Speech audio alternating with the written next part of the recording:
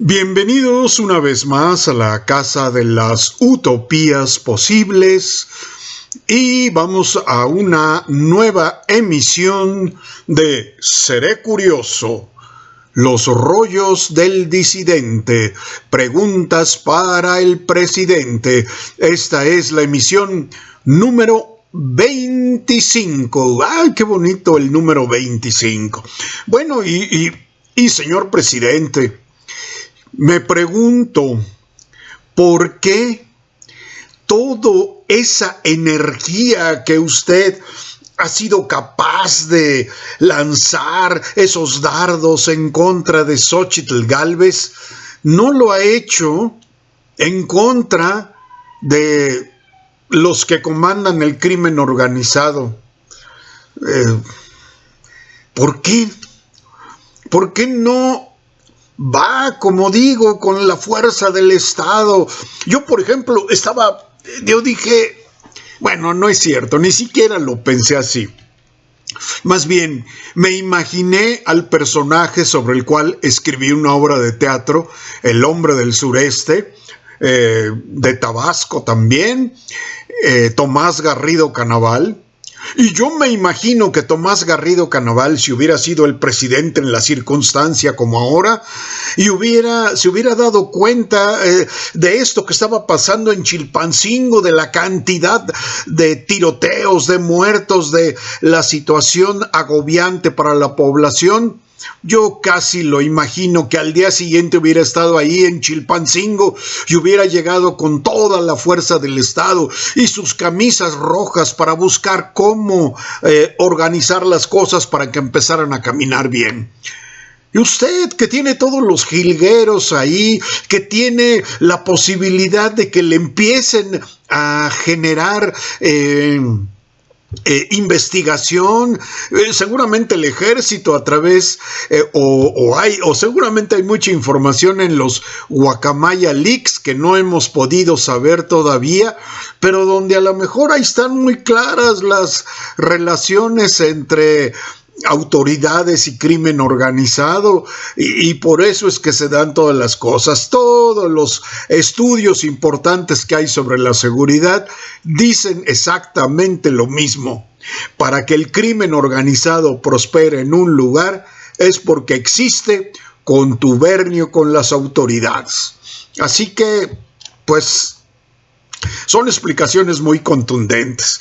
Y bueno, yo digo, toda esa energía la debería lanzar contra los criminales. En cambio, se va contra Xóchitl Gálvez. ¿Y por qué se va contra ella? Además, así como que se trata de burlar de ella, de que salió de indígena, de la pobreza, y ahora es casi fifí. Bueno, pues casi todos los que lo acompañan usted son fifís, ¿no? Porque, pues, si no, ¿cómo habrían llegado al lugar donde están? Pero, en fin, yo lo que le quiero decir ahora es que yo no conozco personalmente a Xóchitl Gálvez, pero la verdad es que yo conozco muy bien, perfectamente bien, la zona de donde ella proviene. Mi familia materna provino de esa zona, del Valle del Mezquital, un lugar en el cual hace algunos años todavía era muy difícil salir de ese estado de pobreza extrema.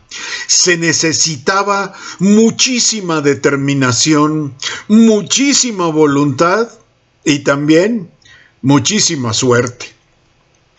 Mi abuelo materno,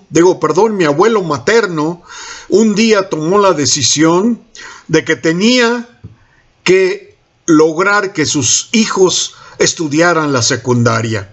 Y allá salió del pueblo y se vino a la Ciudad de México. Claro, y ahí es donde entra la suerte.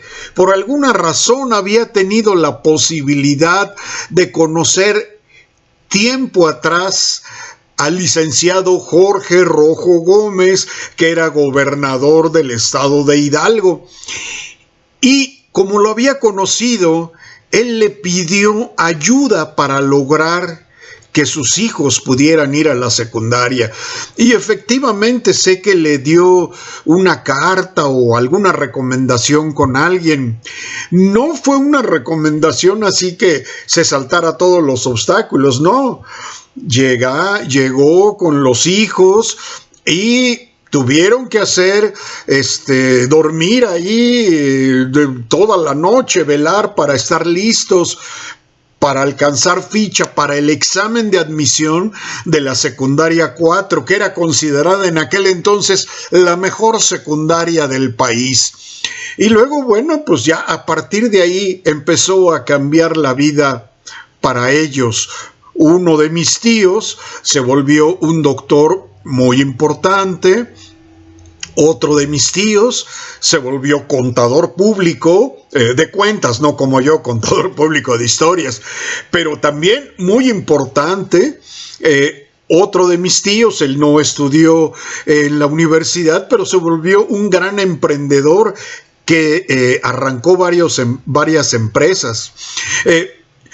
Una de mis tías, más bien mi tía Angélica, ella no estudió en la universidad, pero se volvió una excelente vendedora y luego una gran emprendedora que también echó a andar varias empresas y fue muy importante. Mi mamá, por ejemplo, ella aprendió cosas de administración y trabajó mucho tiempo en la Colgate-Palmolive, era secretaria del área de publicidad, ahí conoció a Mauricio Clave, y a varios escritores que en aquel entonces eran muy importantes. Pero una cosa muy importante de mi familia materna es que ellos, al igual que sé que ahora lo ha hecho Xóchitl Gálvez, ellos no se olvidaron de su pueblo y regresaron a su pueblo para hacerlo crecer, para encontrar mejores condiciones. No había caminos. Yo recuerdo que yo desde los 3 años, obligadamente todos los años íbamos al pueblo. Y al principio solo se podía llegar en tren y de ahí una caminata de más de 1 hora o 2 horas para llegar al pueblo. Poco a poco empezaron los caminos de terracería y mis tíos fueron de los principales impulsores para el cambio en esa comunidad, lo cual contagió después a otros que también empezaron a hacer contribuciones y esas comunidades que estaban verdaderamente alejadas de todo pudieron empezar a salir adelante. Hoy muchos jóvenes pueden salir de esas comunidades y venir a la Ciudad de México o a otras ciudades donde haya bachilleratos e incluso llegar a la universidad, que eso les da un cambio importante. Usted critica mucho a los que estudian estudios universitarios y todo, pero yo creo que la gente que se prepara para esto es una gente que vale la pena que se incluya dentro de todas las posibilidades de desarrollo de un país. Entonces, Xóchitl Gálvez, aunque yo no la conozco personalmente, puedo saber de su historia y de su experiencia a través de la experiencia de mi familia materna. Xóchitl Gálvez salió de su pueblo, logró desarrollarse, pero nunca se olvidó de sus raíces. Y eso es lo más importante, porque esas son las cosas que pueden ayudar verdaderamente a transformar este país. Usted, la verdad, señor presidente, creo que su gobierno, más allá de los programas sociales, el resto es saliva. Yo lo pensé en 2020 y cada vez lo confirmo más. Ojalá que usted cambiara un poquito, pero está difícil.